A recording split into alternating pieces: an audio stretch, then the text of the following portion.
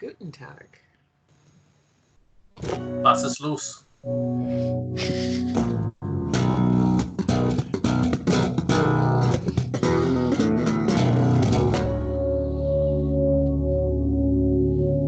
Hey everybody, welcome to What Drives Us, episode 359 for March 20th, 2020. My name is Russell Frost, and I am your guide for this week's adventure in modern mobility and sustainable energy.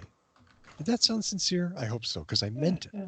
Close enough. I'm very glad to have a fantastic panel to discuss this week's news. Let me get those intros out of the way and we will get this show on the road, starting with my wingman, our friend in Chicago, wearing the non-ironic Chicago Blackhawks t-shirt, Mr. Tony Schaefer.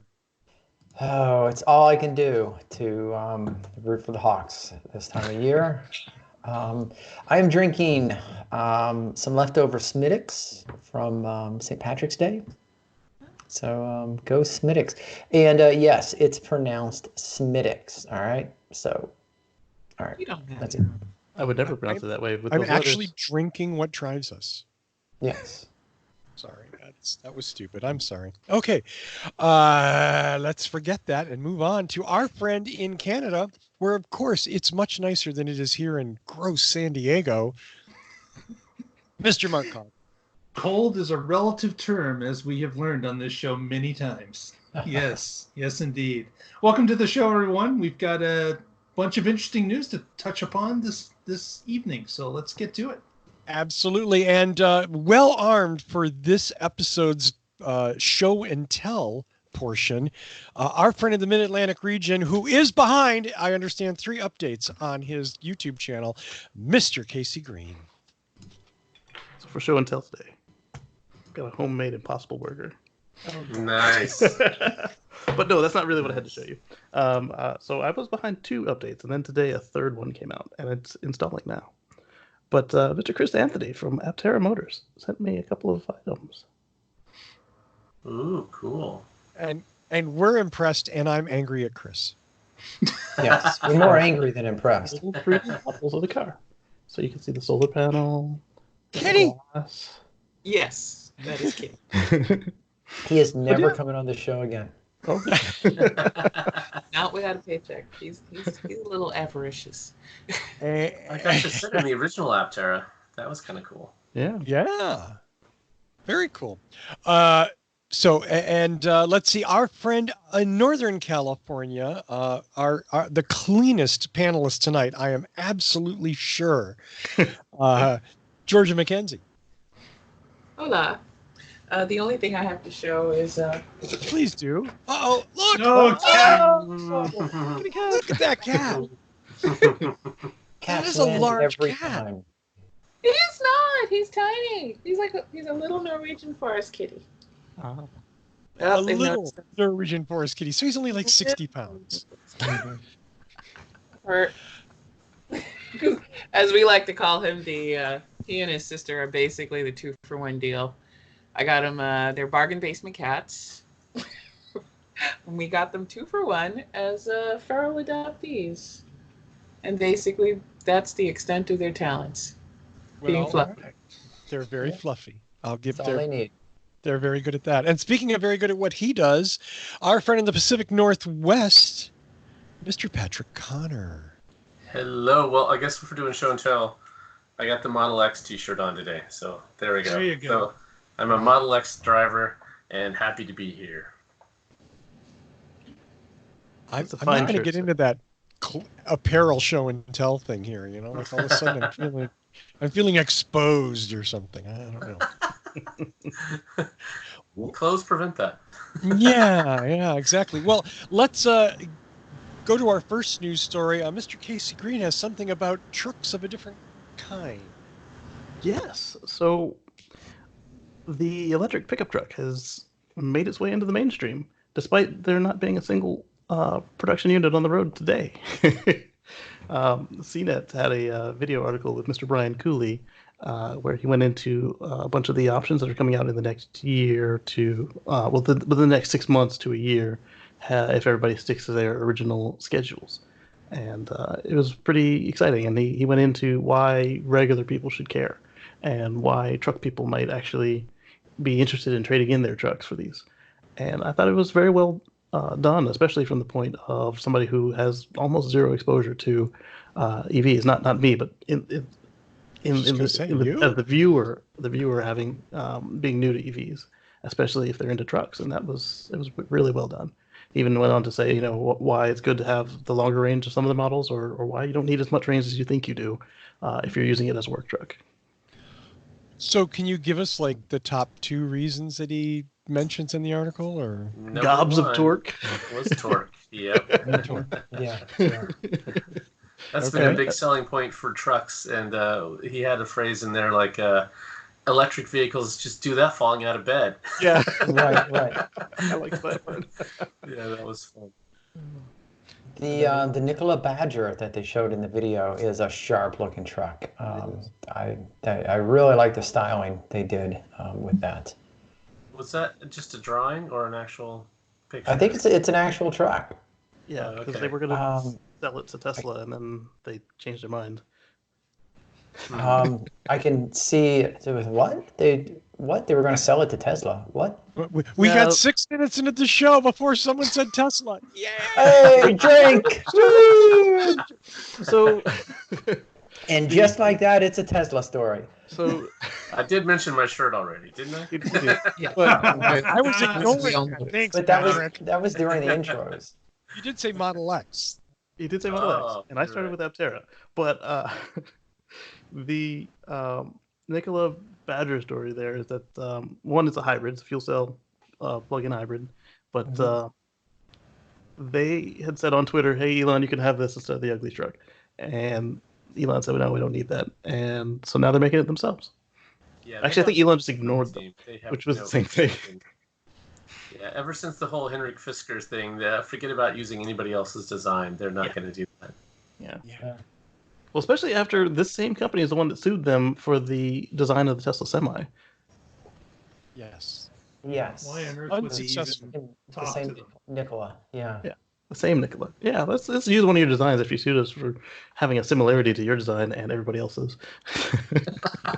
Well, they're certainly not going to get sued over the Cybertruck looking like anything else that's been out there That's before. sure. And you really Some don't guy have from to the know. 70s. You don't have to know very All much right. about Tesla or its CEO to think, they're probably not looking for a collaborative thing. No, that was Yeah. just Nikola looking to get some press by Yeah. clinging on to anything Tesla they can. Yeah. So, of course, you had to talk about the Hummer EV. Yeah. Any thoughts and predictions on the what I'm just going to call the stupid Hummer EV? I like the way that he described it. He actually called the gas truck the stupid one.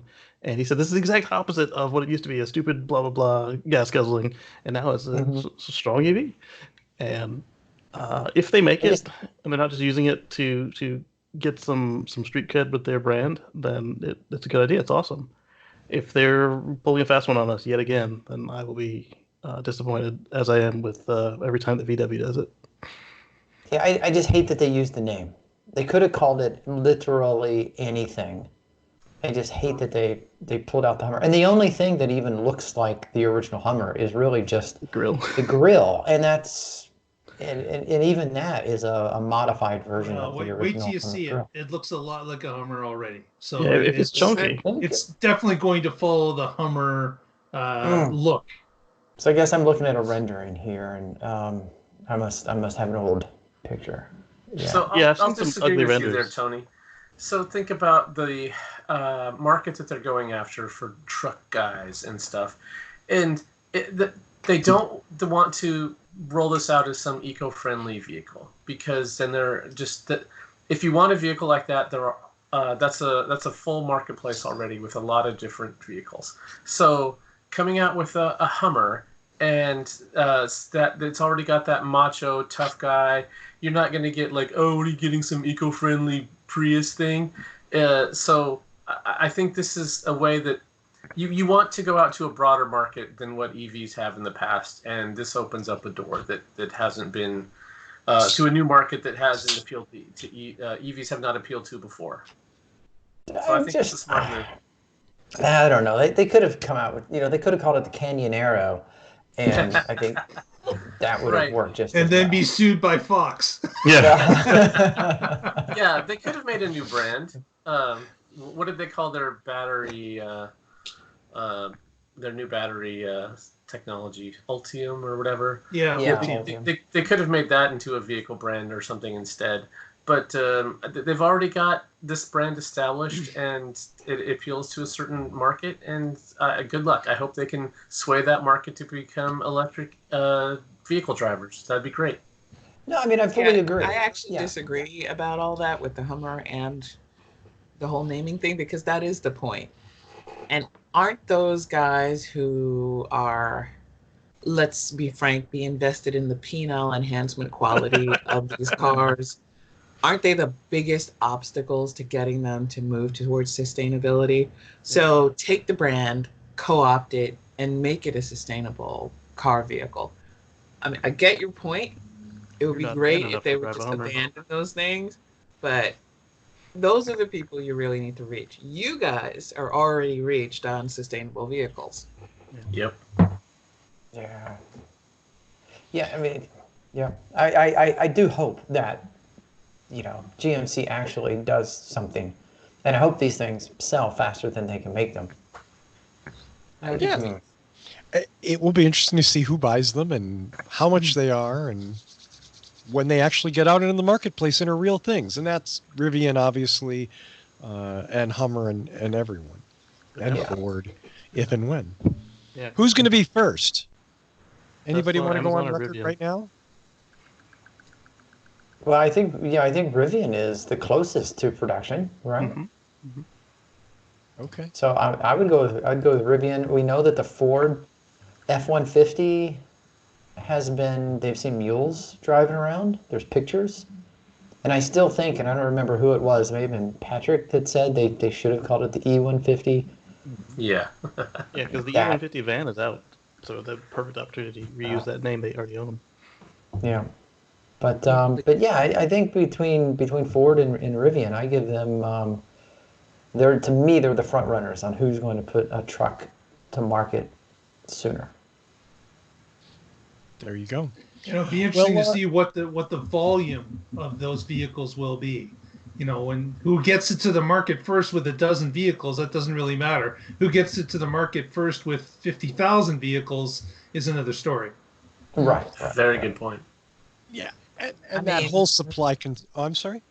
Well, I'm just looking at the way how gas prices have suddenly fallen because for some reason people aren't going anywhere, and and I'm wondering if we aren't making them hurt at the pocketbook, how are they going to feel about these cars, these e-trucks? I mean, to me, they look really good. I like what I've seen, but I personally can't really get into trucks unless I was running a farm. I'm not going to be interested. I would be interested if I really needed a truck, but the people for whom this is a status symbol, if they're not going to be hurting in the wallet, how's this going to affect the market? So that's my only question regarding first to market and the volume that they're going to put out first. Well, My they're electric- not coming out tomorrow, so we do have some time, and hopefully the health issue that's going on now will dissipate in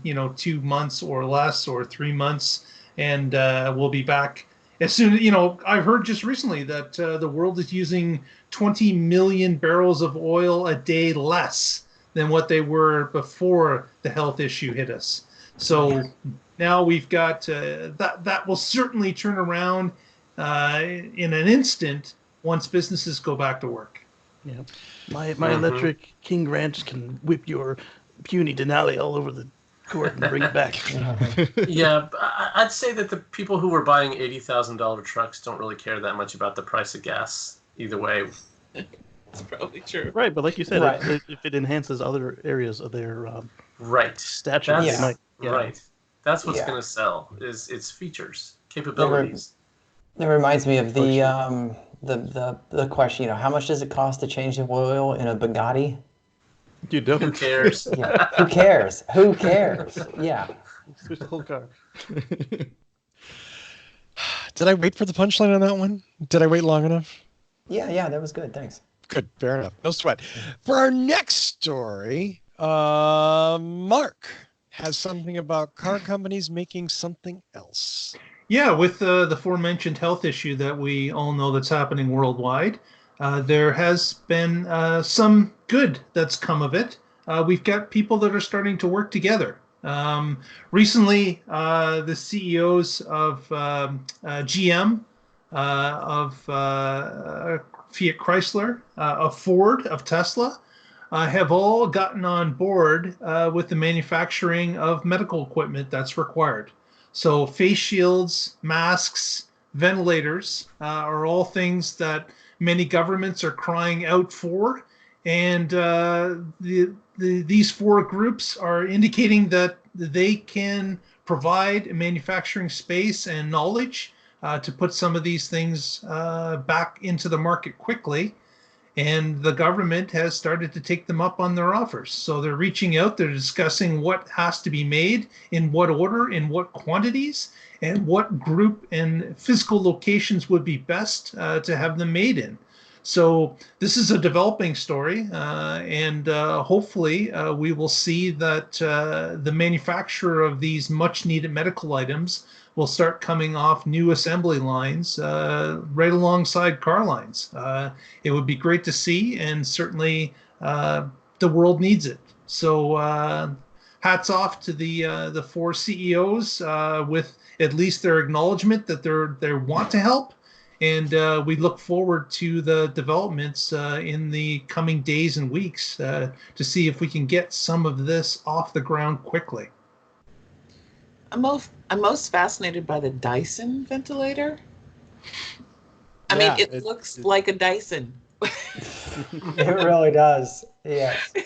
It makes complete sense, though, doesn't it? Like a vacuum company and a ventilator, it makes complete sense. Yeah. All it's missing is the ball. It just needs a ball. Right. The whole thing like hovers on a wheel ball. Yeah. Right. Yeah. Or a ball barrow. Ball barrow. Isn't that what he called it? Do you guys know what I'm talking about? No. Yeah. No. Okay. Oh, so the ball in the Dyson. Yes. Is it Henrik? Is it Dyson? The guy. He got his start. One of his early things was by reconceptualizing the wheelbarrow, and the fact that the wheelbarrow had one narrow wheel in the front and would tended to fall side to side. So he redesigned the wheelbarrow, replacing the wheel with a ball, and called it a ball barrow.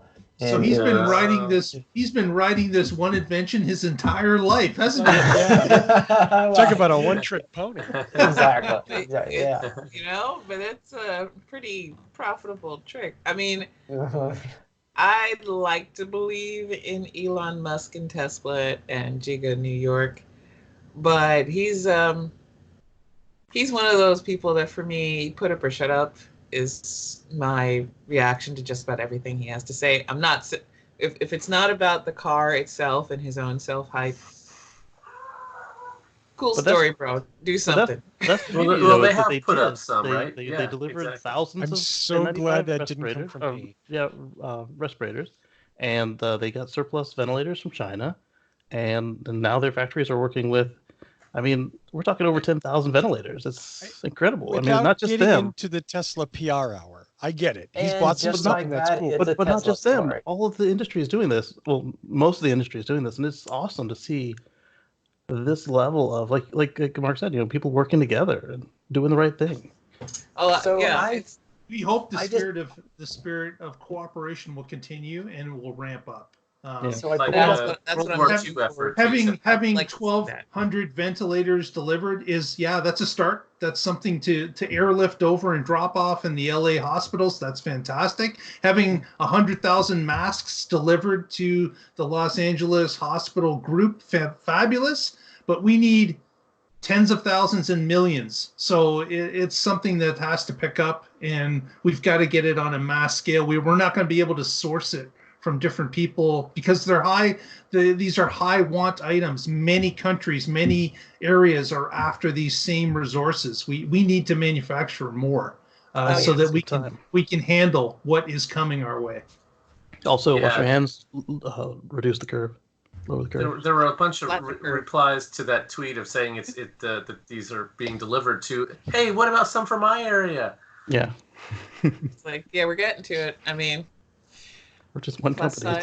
size. Sorry, the interesting thing about the Dyson story is that most of the manufacturers that are working with existing ventilator companies are working with patented devices that they may or may not be able to actually replicate, whereas Dyson designed one from scratch in-house using their own parts, so they can make as many of these as they want. They can license out to anybody else. There's no one's medical company is going to get burned up by it. That for me is the most interesting thing about the Dyson. It has the most top-end potential. Now, if it, like the vacuums, is 4 times the price of a regular ventilator, maybe not the best thing, but I suspect it isn't. So That would be that's my awesome messenger. if they could continue their premium pricing and still be cheaper than everything else that's already out there.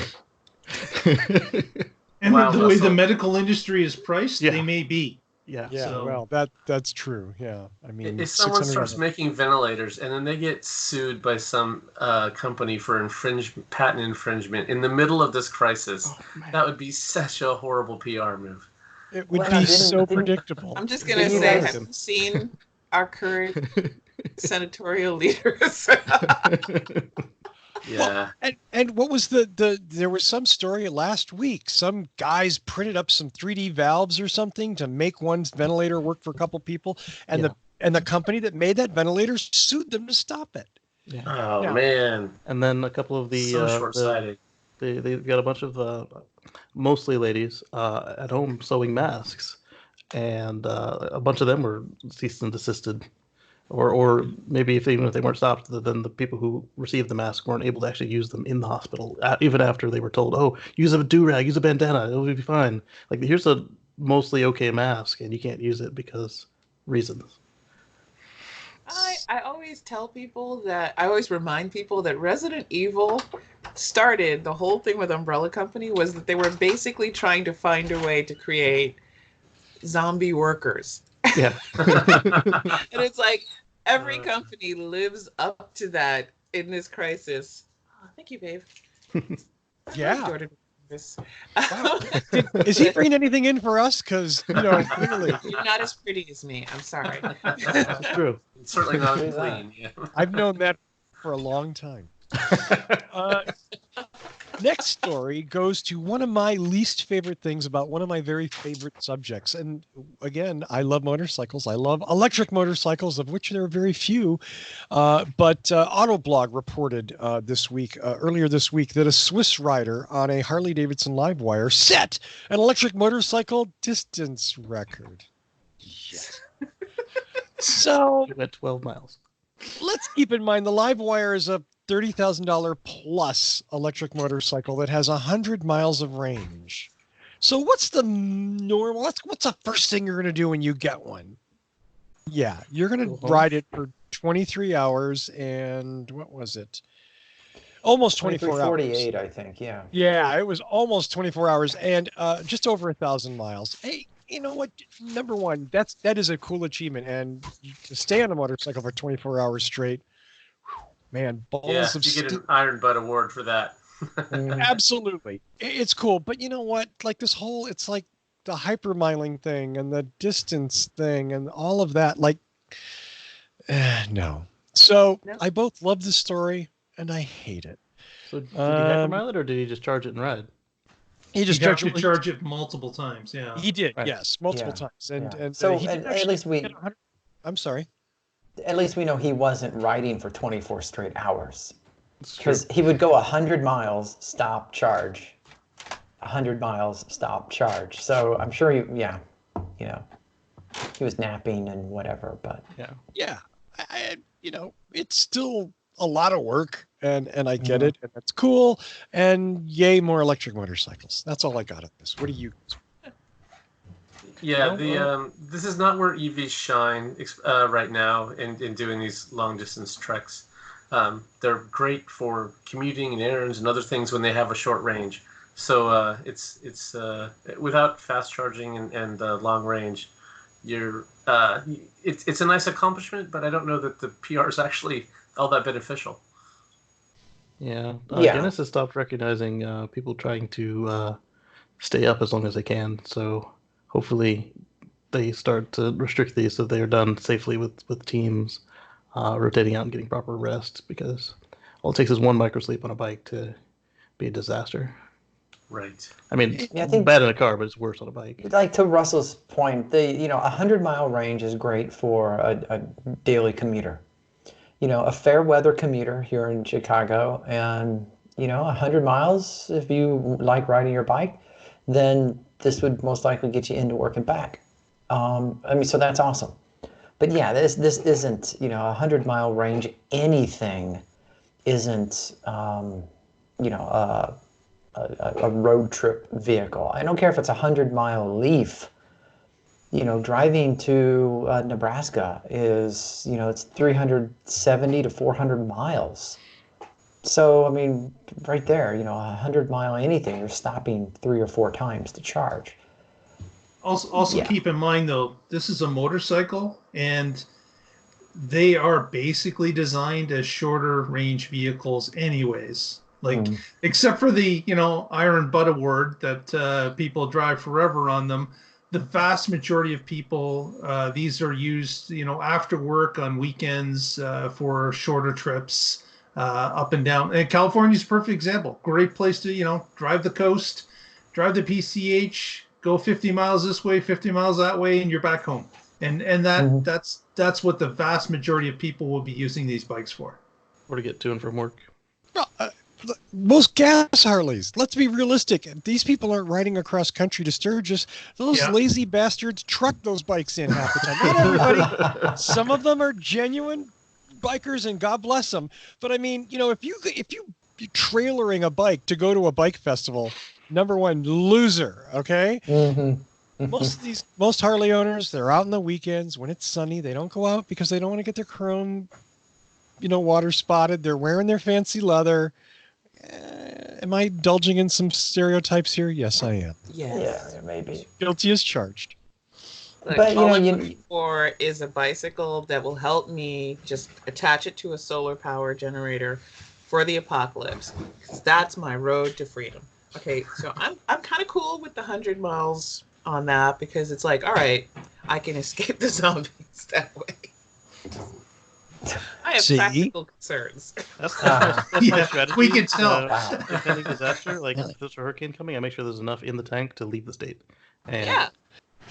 You're not leaving the state in a motorcycle. You can't carry much with you. Yeah, you can't carry your loved one. Mark, this is a There's ride no to way freedom. you're It's just what I splitting got on a in my motorcycle. backpack, and when I can attach to the motorcycle, and I'm gone. I'll Canada. take it back. I can prove all of that wrong, but I'm not going to. 'Cause that's what the show is about. But I can tell you by the time I carried a coffee table home on my Honda. Oh my but- gosh. Who cares? What? Yes. What? A Like full-size coffee table. Yes. With the leaves or no And the leaves? police Not photos back saying. it up. Yeah. It was about a mile and a half, but nonetheless a very hairy mile and a half. And the table got home. It was okay. Wow. Okay. But Wow. Okay. You do were trying these- for your Darwin Award that day. it was a church rummage sale, and I had to. It was like, oh, this is gorgeous. I need this. And I have good sense of balance. And speaking of a good sense of did you balance, strap it to your back like a backpack? no, I balanced it across the tank and each of my knees. Oh my gosh. Wow. Yes, and it stuck out, and I understand. I could almost not turn the wheel. I was leaning into corners, and I was worried that one end, if I leaned too far, would scrape the ground. Oh my god. Dear Diary, today I Russell did- told us about his potential Darwin Award nomination event. I did stuff like that on my bicycle when I was 7. But You're right. It started with here. Hold my beer. Russell, I'm willing to bet that if you had a live wire, you could probably get that Chesterfield home. I need that Chesterfield. See, this is why we need a 3-wheeler bike. So when Russell decides to move Yes. move furniture on a motorcycle. Get a Piaggio, and you got it made, man. Okay, well, the Stop Piaggio I criticizing like. 3-wheelers. I have this. I have this built-in prejudice against three-wheelers. It's horrible. I hate them. But we've been through that, and I don't need to go into that again. And Mark has a super interesting story, which none of us understand, and I can't wait to have Mark explain it to us. No, I don't. That's not. Oh, I'm sorry, not Mark. Patrick. Shit. Oh, okay. I was wondering where you were going with that. Yeah, no. You might have heard that Ford recently cut their dividend. They have temporarily suspended it. And if you've been watching their stock at all recently, over the last few months, it's gone from like 9 down to, 5.5. And now they've had their credit rating reduced. They are now a triple B, which is, I think, speculative grade, which is just one step above junk. So it's not looking good for them. They've been having financial troubles even before this incident. And now this has probably actually given them the excuse they needed to cut their dividends. They've had some restructuring that they've been going through. And I'm sure you guys have all recently, it was last year, they quit all car production except Mustangs. So they were doing Mustangs and trucks. So trying to go for their high-margin, profitable vehicles in an attempt to save themselves. And that didn't work.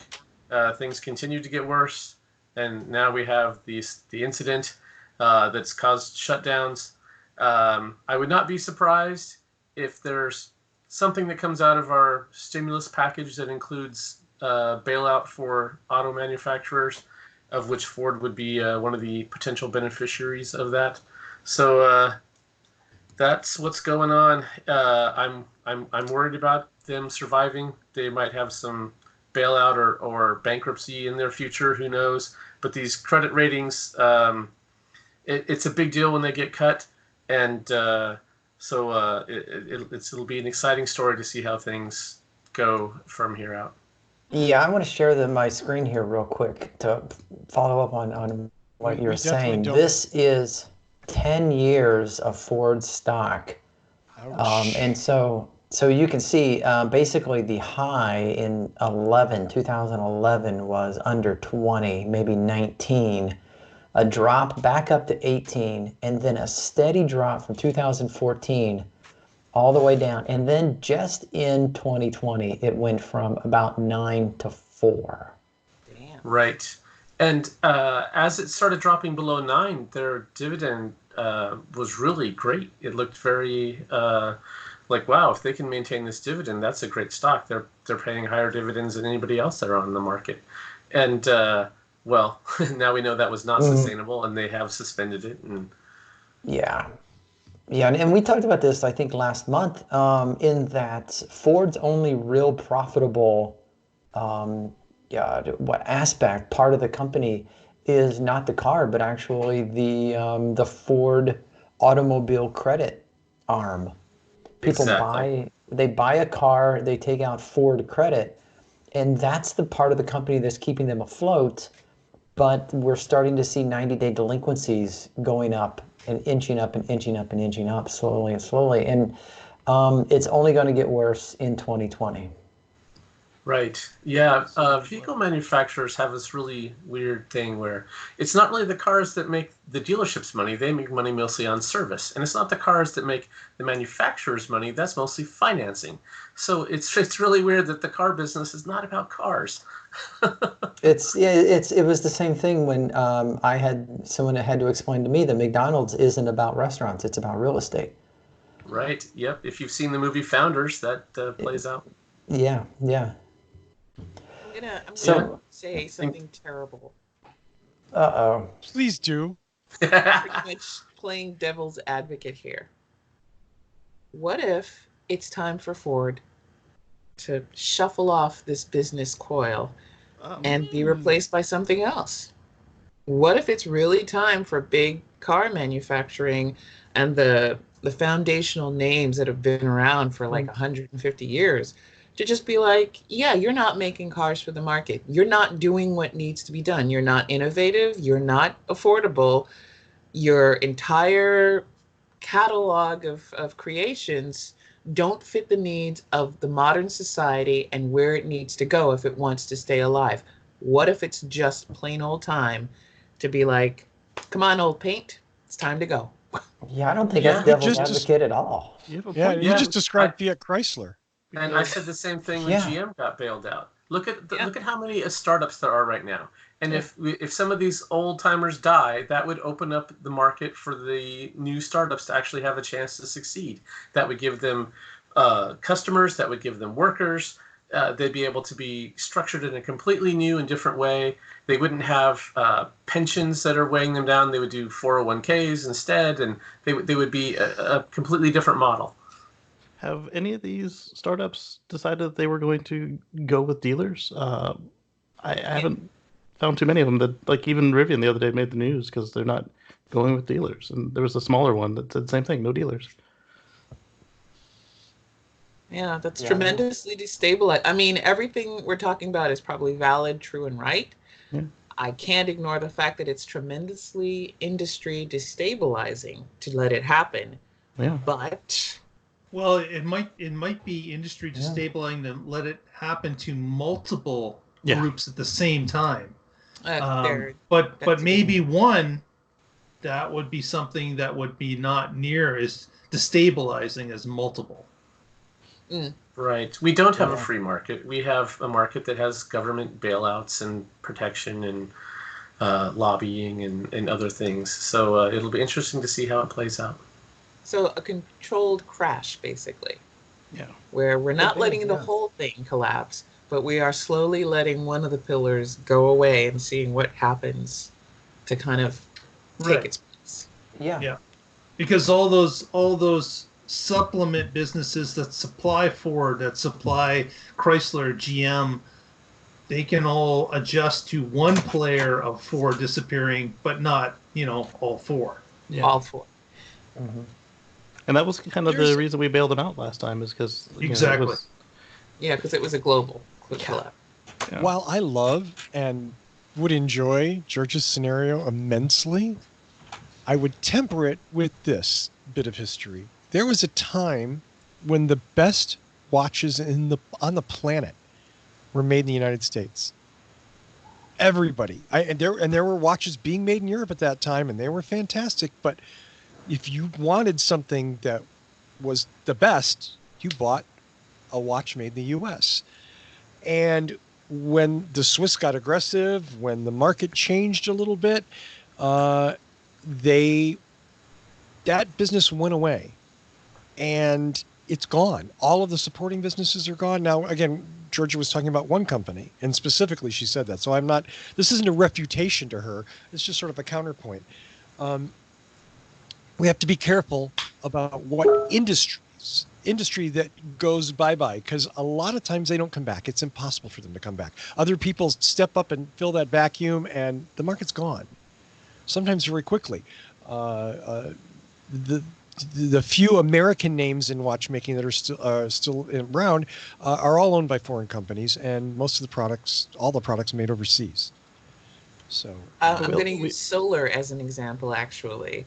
Our failure to invest in solar, the technology, going back to the 70s and 80s, we lost out.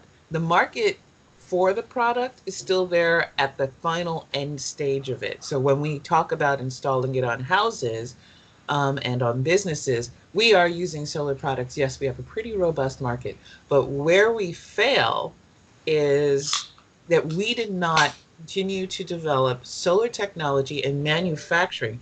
And manufacturing is a pretty critical part of our own security apparatus as a nation. And by constantly outsourcing it to other countries, and because shipping was easier, and we don't want to pay American workers a fair shake, and we don't want to give them pensions, and we don't want to pay for healthcare, we allowed a lot of it to disappear overseas. So in essence, now that we need the end product for solar, we have to deal now with heavy shipping costs. We have to deal with the fact that we don't have the industry anymore to manufacture it. And going back to our national health crisis right now, yeah, we used to be able to mobilize a lot of manufacturers to shift production and make things that were important for a global crisis like this. But our very large nation with a vast amount of territory needed to be able to have things made locally and send it to key hotspots instead of having one spot make it and then ship it all over the place. And we kind of missed the boat because short-term profit has always taken place of long-term thinking. So I get your point, Russell, and I agree on that. Still kind of think maybe this should die, but hey. I think you make a very excellent point. This short-term thinking really ramped up during my lifetime. Yeah. Mm-hmm. Yeah, because I think you and I are pretty much on that peer group level. We watched a lot of that be like turn into the greed is good philosophy, kind of screwed America to the wall. Yeah. 20, 30 years later. Yeah, living quarter to quarter doesn't really get you to the end goal over many years. All it does is allow a CEO to leave with a golden parachute, and the next one come in and try to build another parachute. Yeah, while leaving Right. the workers to flap in the wind. Right. Yep. Right. And keep in mind, so again, just because I'm super familiar with it, that whole watch business thing that we were so good at, in the Second World War, those companies made timers for weapons, timers for ship navigation. They made all kinds of highly skilled micro machining products that helped us through that war. And then they went back, some of them, after that war and made watches for a little while before they were taken over. The point is, once that was gone, once all that talent was gone, all those skills, all those machines, all that knowledge, we can't do that. There's a few little companies trying to do it now, and they have to literally, they're reinventing the whole industry, and it's very, very difficult. So, you know what? It would be cool if somebody left the room and created a space for a smaller, more sustainable company to come into place, especially somebody like Ford or Fiat Chrysler, who's been very slow and very resistant, just really playing the Halo game at best. But For decades. yeah, for decades. But it's a dangerous path to walk. Yeah, and I like your analogy of solar versus buggy whips, because we don't do the buggy whips anymore, but we do, like you said, tons of solar. There's a place for buggy whips, but I don't think we can discuss it on this show. Oh, but we can. Oh, I'm sorry. You're the new one. Yeah. let me get you. I'll send you a list of the show numbers. We've discussed just that subject. How's that? Yeah. It was maybe back in the audio only days, but that's Yeah. it. Yeah. Well, for our next story, let's go to Mr. Tony Schaefer. So I thought this was interesting. Every time there's a new Apple OS coming out or going out to beta or the developers or whatever, people are always trying to decompile or pick apart the Apple operating system. And 9to5Mac reported, and they actually, I think they said somebody fed this to them. Somehow they found out that iOS 14, which is for iPhones and iPads, iOS 14 source code reveals Apple is working with BMW on futuristic CarKey phone feature. Now, we've seen this in other ways. BMW already has a car app that you can unlock your car and you can drive your car with the app. And Hyundai has this with the app. And I mean, other manufacturers have an app that you can use to unlock and drive the car using was it near frequency NFC. But the difference, low energy. right, or Bluetooth low energy, exactly. But the difference here, what makes this so different, is the way Apple is integrating it is native to the iPhone, not in an app. And the way it's explained in the article, and it's still kind of speculative at this point, but they think that you'll be able to store a car key in your was it passport? the same place where you keep is a keychain where you keep your airplane boarding passes, your Starbucks card, your different things. You would just have a car key in your digital wallet, and that it will be enough to unlock the car, assuming the car supports the same functionality. And it looks like they're partnering with BMW to be the first ones to actually support this. Now, there are several things that go into this. What's interesting is, you'll be able to walk up, and right now they always show a picture of somebody waving their phone in front of the car, which seems kind of clunky and kludgy to have to pull the phone out, even when it's snowing and raining and crappy weather. But one of the things they're talking about, digital key release 2.0, or digital key release market package 3.0, will enhance it by adding passive location awareness, which means you'll be able to keep the phone in your purse or your pocket and still be detected by the car. So you no longer have to take it out, just like we do with our car fobs now in keyless entry.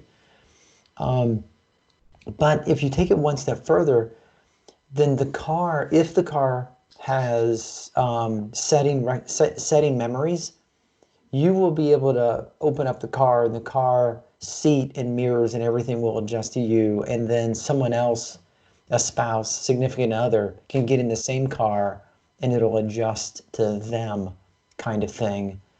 And then you'll be able to send the key to someone if they, so they can borrow your car, and a friend or family member or whatever. It certainly sounds like they've read the Tesla manual. I was thinking, I know. Mark and Patrick have been using this. Yeah. Because everything you describe, I use today. Yeah. And that's in there right now. I mean, that's in the article that says, that's a lot of it is, a lot of it what Tesla's doing right now. One thing that excites me about that with the Tesla combo is that now you can't have it accidentally power save your key and lock you out of your car because it's part of the OS. Right. I was just going to say that Tesla struggled with the Model 3 when it first came out. There were a lot of people that had problems with various phones. Different manufacturers had different phones worked in different ways. If this becomes a standard part of the OS, and if they have specialized hardware for it to make it much more reliable, that's good for all of us. And phones have so much tech built into them. It should be easy. If this is not just something that's added on later, but built in from the beginning like this, it's going to be a lot more reliable, and then we can start using it for keys for things that are vital. And next you might be doing your front door or other devices that you want to lock, and you can use your phone to do that. That'd be awesome. Plus, their enclave hasn't been hacked yet, has it? I mean, they've had people try for 5-6 years now and haven't been able to get in by breaking the chip. They usually get in by some sort of backdoor method. You're talking about the iOS? Yeah. The secure enclave. Yeah, it's been very secure. I don't know that it's been invulnerable. That we know of, yes. Yeah, that we know of. But the FBI will have to pay extra to get in your front door or your car. I'm going to stick to my devil's advocate position. Okay. Which is that, and I love my Macs, and I am an absolute technophile, but I hate these conveniences. I hate them with an actual passion, because it just still leaves you too vulnerable.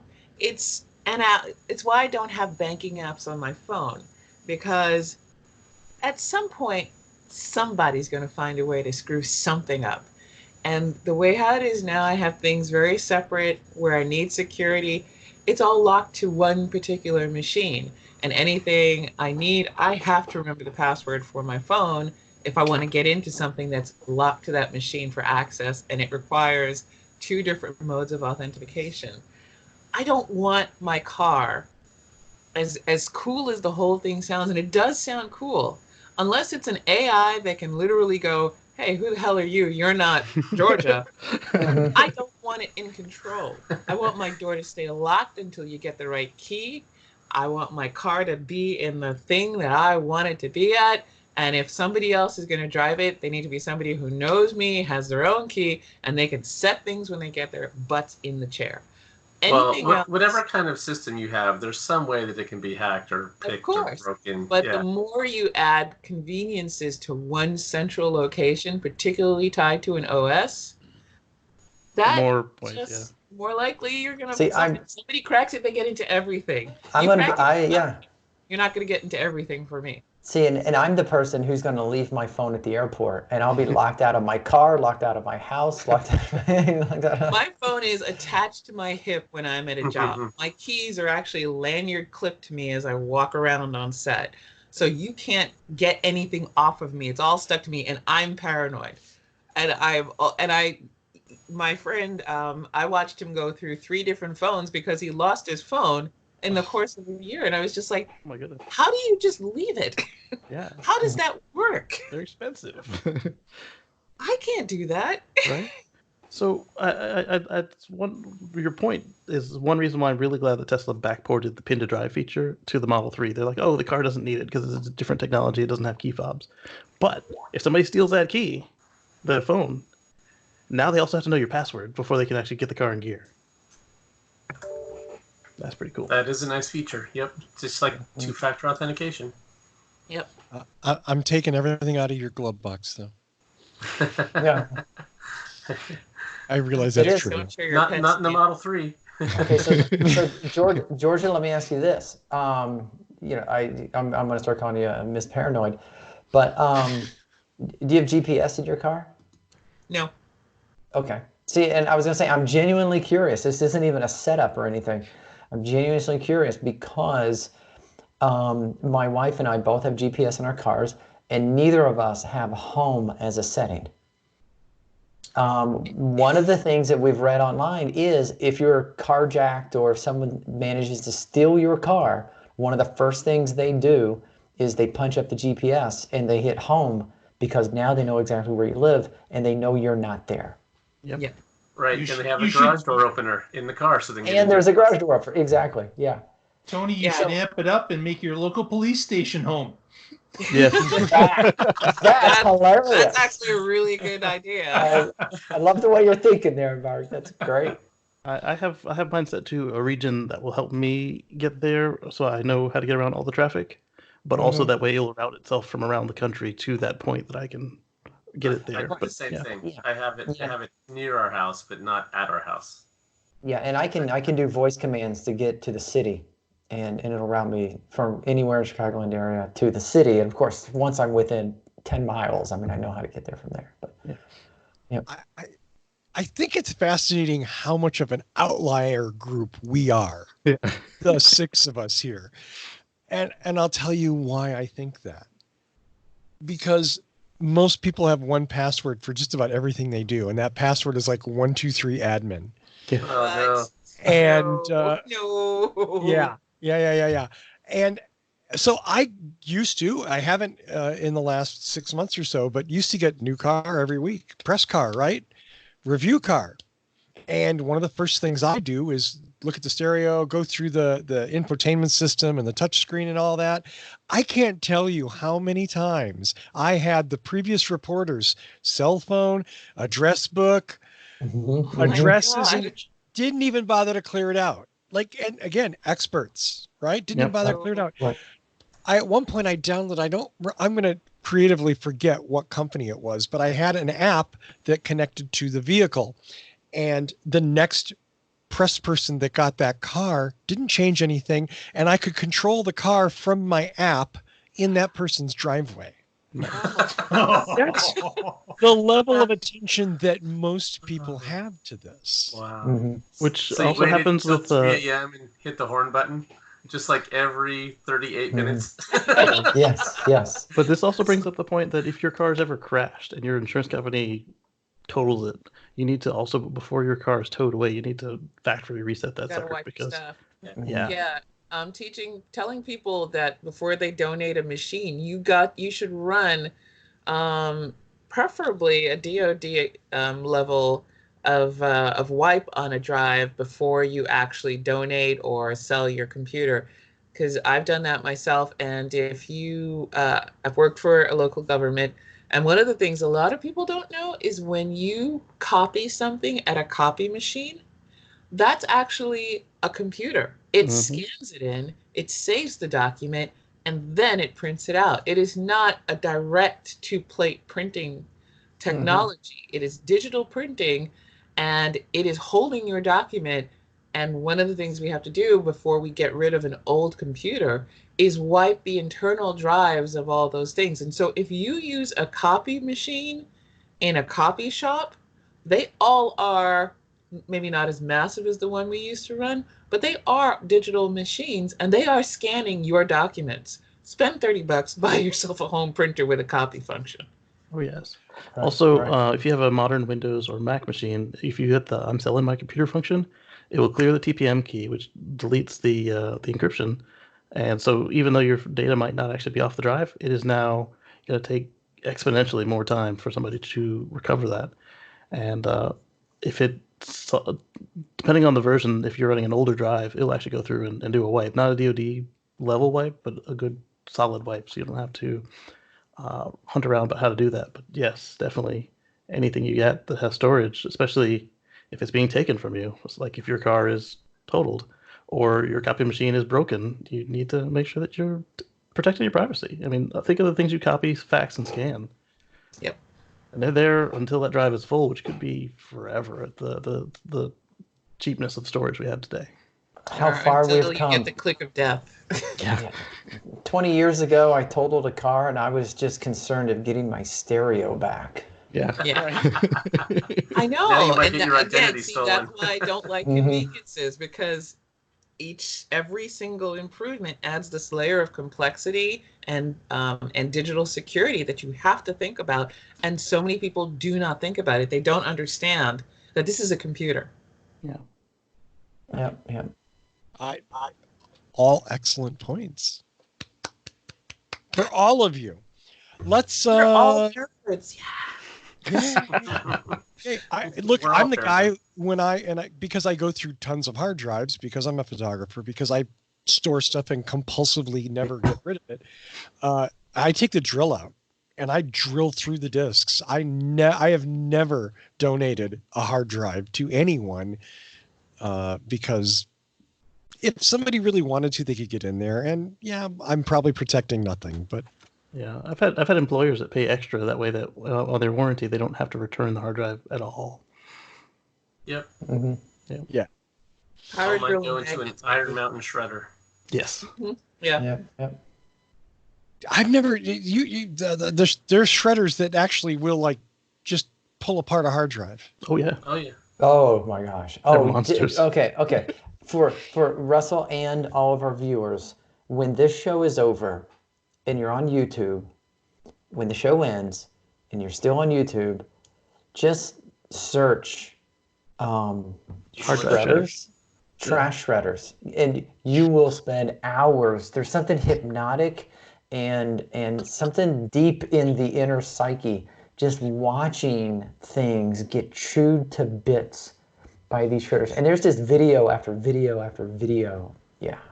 My I have learned so mother-in-law much. works at a shredding company, and This is like an update to the David Letterman segments of just smashing things and doing weird stuff, I'm guessing. So this company that my father-in-law worked at, they had a shredder on David Letterman, and they put a piano through it. A piano? Uh-huh. Including the metal. Yeah, and Paul Schaefer was still clinging to it as it was thrown in. Job well done. Yeah. Oh, why am I hating on Paul Schaefer? I don't know. Let's do some shout-outs to go home, folks. Casey Green, let's start with you, sir. So on my YouTube channel, youtube.com/Casey Green, that's KACEYGREEN, I will have a 4-part video about these latest Tesla updates. I am under reducing the curve, so I won't be able to test the commute with autopilot, but 12.1 did fix all of my problems with 12 fixed all my problems with 8.1. So I imagine that 12.1 is going to be more of the same, but we'll see when I get to the car and what it tells me. There you go. youtube.com/KACEYGREEN. That's right. Thank you. Always glad. Thank you. Mr. Coughlin. If you haven't already, we would like you to give us a thumbs up click on the YouTube page. And of course, if you haven't subscribed by now, what are you waiting for? Give us a subscription. It doesn't cost you any money. It helps us out, and it would be really appreciated. So please do so. YouTube.com/whatdrivesus. And if you're at all into these Tesla thingies that are all over the place, kids love them apparently. You should watch Mark's show, The Tesla Life. Thank you very much. So, absolutely. And while you're in there subscribing to this channel, ring that bell and you'll be alerted to whenever we have new content. Not just these podcast forum shows, but also our shorts. They are very different from this format, and they are awesome. In fact, I'd say they're the most popular part of this channel. Absolutely. Because who doesn't want to see my shorts? Oh. Yeah. Wait, did I say that? I'm sorry. That came out bad. Mr. Connor. Hello, I am with the Oregon Electric Vehicle Association. You can find us at oeva.org,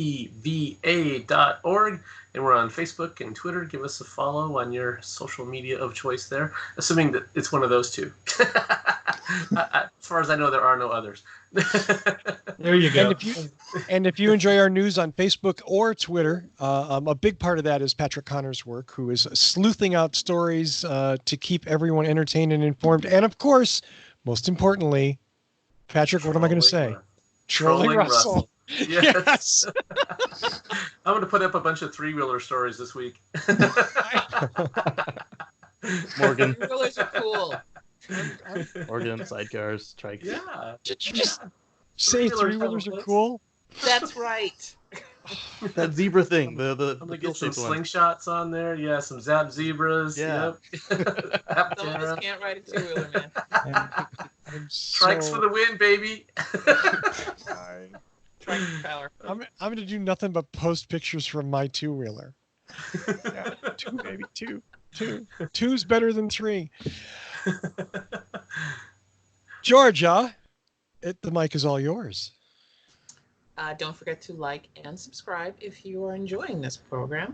And if you want to listen to something while you drive around in your Tesla or your not Tesla, you can join me on the ostiumpodcast.com, which is an audio drama. It is not serious. It is just scary.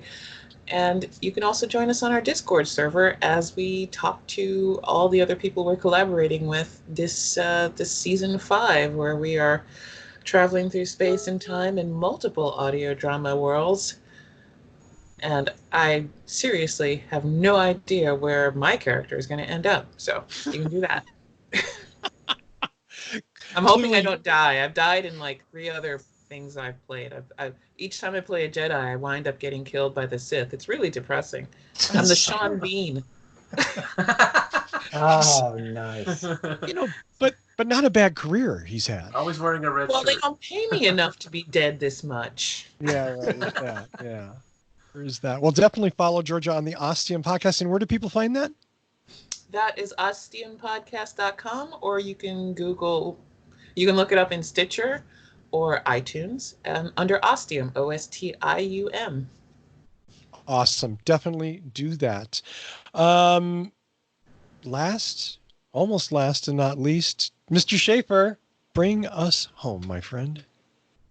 Well, I'm going to start with this. Uh-oh. Oh, no. Oh.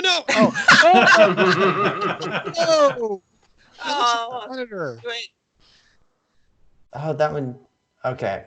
Well, it was, you know what? It was doing so well up to that point. Up until that There's a point. hard drive. Oh, there's a CD ROM. Yeah, it was a hard drive, yeah. Holy. Chew, little chewer. Chomp. One piece. Oh my Yeah, but God. Sushi. Bye-bye. one of the videos my father-in-law's company did was somebody came and parked in the CEO's parking spot, so they took the car and shredded it. God. Obviously, a spoof, but they really shredded the car. Okay. Yeah. Well, thank you Okay. for that, So, Tony. yeah. So if you want to read all the news that we're reading, be sure and check us out online. Facebook.com, as we've mentioned, Patrick does an excellent job of keeping that populated. Thanks to Patrick and his sidekick Buffer. Make sure and leave comments and suggest news items or just like the page. And as always, if you use Flipboard as a news aggregator, Be sure and subscribe to the What Drives Us magazine. Shout out to Philip Barclay, who helps me populate that with articles. Oh, and if you do listen to the audio version, make sure and look for us on Stitcher, Google Play, TuneIn, iTunes, and Spotify. And Spotify. Yeah. Is that we need to be more places? That's a joke. Yeah. Thank you, Mr. Schaefer. As always, I like to thank Michael Mannering at this point in the show for our theme music, which he gave to us and lets us use for absolutely nothing. You might have heard about this health thing that's going on. Musicians, it's affected everyone, but musicians like Michael make their money by going out in public and playing. And guess what he can't do? Yeah, he can't go out and play anywhere. Gigs canceled, everything, seminars canceled. So you know what? Take a moment, look up Michael Mannering, wherever it is, even if it's that execrable CD baby. Buy a song, okay? Just one. That's $1 or $1.50, whatever it is. Help support him because that's super important, and he supported this show since day one. What else? Other than that, you can support the show directly at patreon.com/whatdrivesaShow. I have revived the Instagram account, which I hate. I apologize. I hate Instagram. But I get it. Everybody loves it.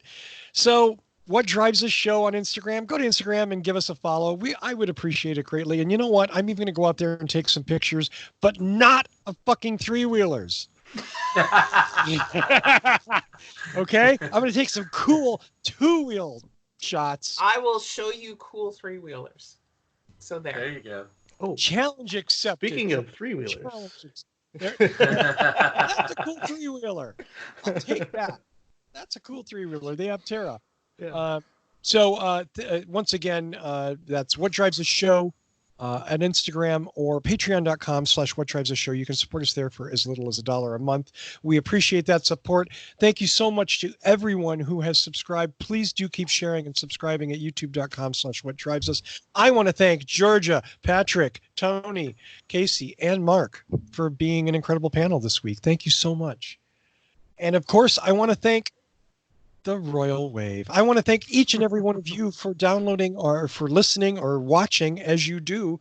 Download us next week and find out what drives us. My dramatic pauses are getting more dramatic. I might have to dial that back a bit. That was a good one. I like that one. That was just right.